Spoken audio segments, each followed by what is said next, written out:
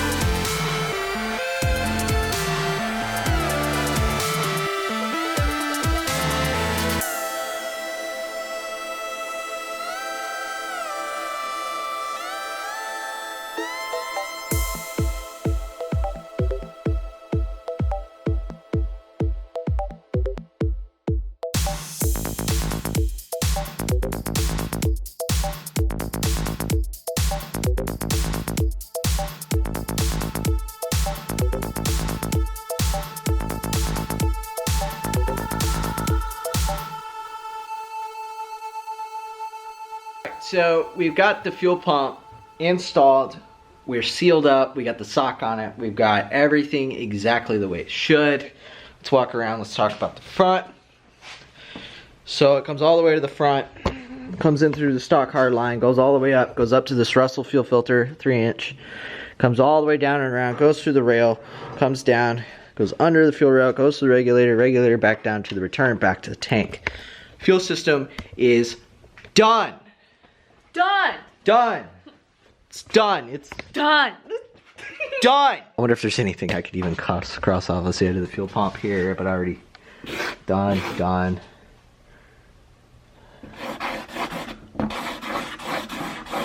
Those are done.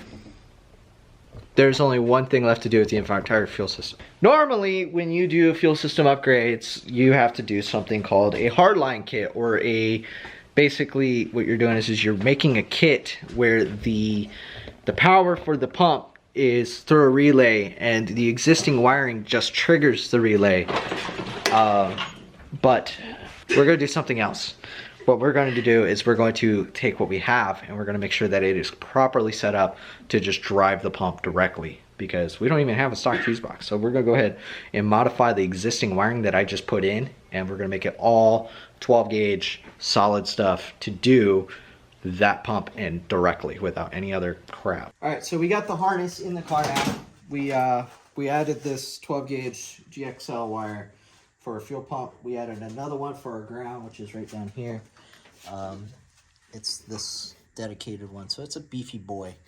But it all comes back here, kind of like the stock harness would. It goes back and into the pump housing, and all of that's good. We got the connector back to the taillight, so all that's there. So basically, the only thing that's left here is continuing to integrate the lights to all of the switches and the pump wire to the pump relay, which is basically just we got to put a seal on it for the Delphi connection to the HWV60, and then we're ready to rock. So there might be another connection that we have to do, which is the fuel pump signal from the ECU, but I think we're pretty much there. Before we get to that step though, we do have some old gas that's in the tank. We need to pump it out. So I'm going to grab a gas can and we're going to disconnect the line at the rail and we're going to purge it into the gas can. And that will tell us, A, that we got our fuel pump wiring right, all of this is good, and then it'll help us get rid of the old gas. So let's go ahead and get that going. We'll get the power probe out. Hopefully we'll get all this. Everything goes according to plan.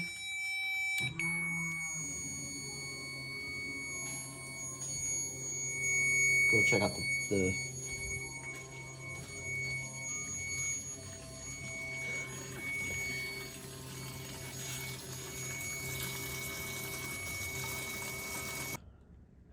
I don't think it's supposed to be that dark. Ew. It's gross. Like, ew. Stuff in it. Yeah, I don't think that's good. Yeah. All right, so we've been working on the car. We've tested the fuel pump manually all the way through, and now we've got the main relay, the fuel pump constant, and all the stuff to the ECU ready. I just connected the fuel pump. We're now going to try and see if the ECU is going to control the fuel pump, which I already know the outcome because I've been holding a multimeter to the point where I connect the fuel pump for the last 30 minutes. Ready? Mm-hmm.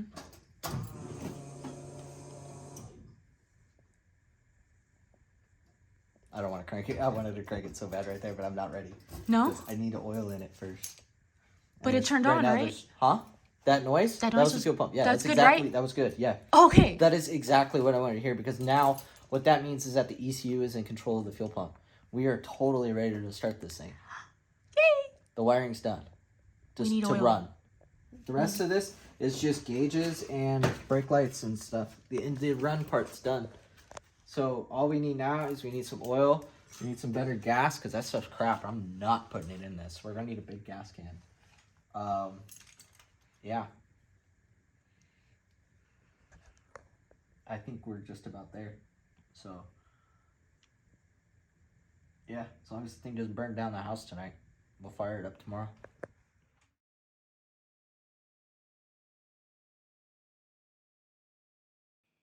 Focus. All right, so here's where we are. Fuel system's ready. It's all plumbed. We keep having leaky fittings. Right now we're at 30 psi and dropping.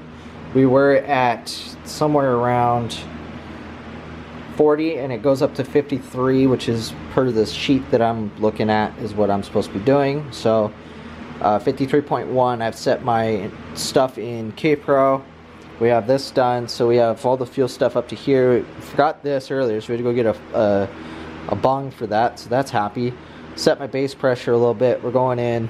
Obviously we got no air going, so we're fine on that, but we're whole on oil and we're whole on fuel. We had to chase a leak in the gauge here. That's fixed. We put a gallon of 91 in it. We purged out as much of the old stuff as we could. So now we're completely cranked out on all of that. So let's go inside in here. We have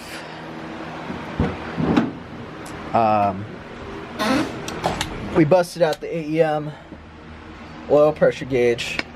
So let me pull the relay for the fuel real quick so we're not doing this anymore. So we got power with the oil pressure gauge for now so we can see what's going on. So we could start cranking it. So right now we're getting ready to start cranking it to build oil pressure. It's got oil in it. And then if we do fire it, we're just gonna do it real quick. We're not gonna do anything because there's no trans oil in it right now. And I've kind of ate up my budget for the week. So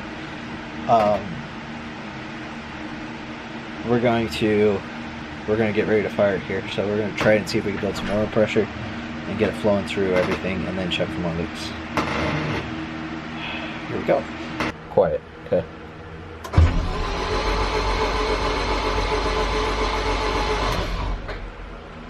We're going for it.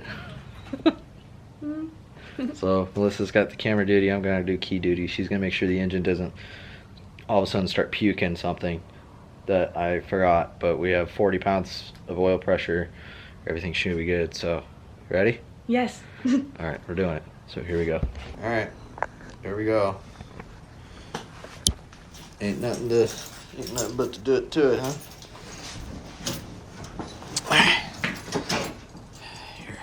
You ready? Remember, if you see anything, just yell. Here we go.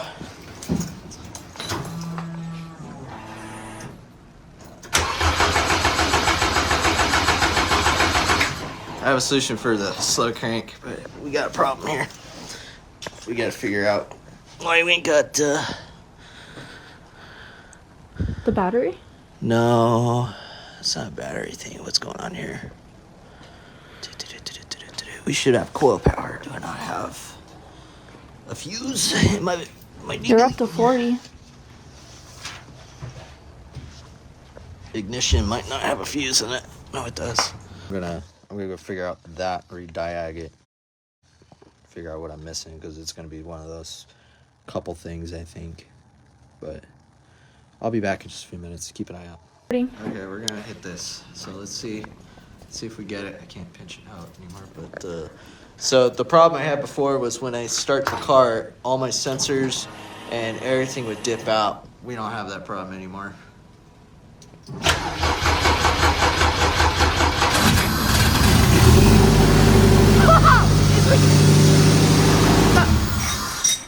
I thought I saw something. She thought she saw something. Something was, Where? maybe it was just a bunch of shit falling. Here. There's probably a bunch of stuff falling. But it ran. I did. It ran. Okay. All right. You are recording that, right? Yeah, I am. Okay, That was okay. awesome. Keep recording because I'm gonna All fire right. it again. Do it again. Sorry. There Hell yeah. Woo!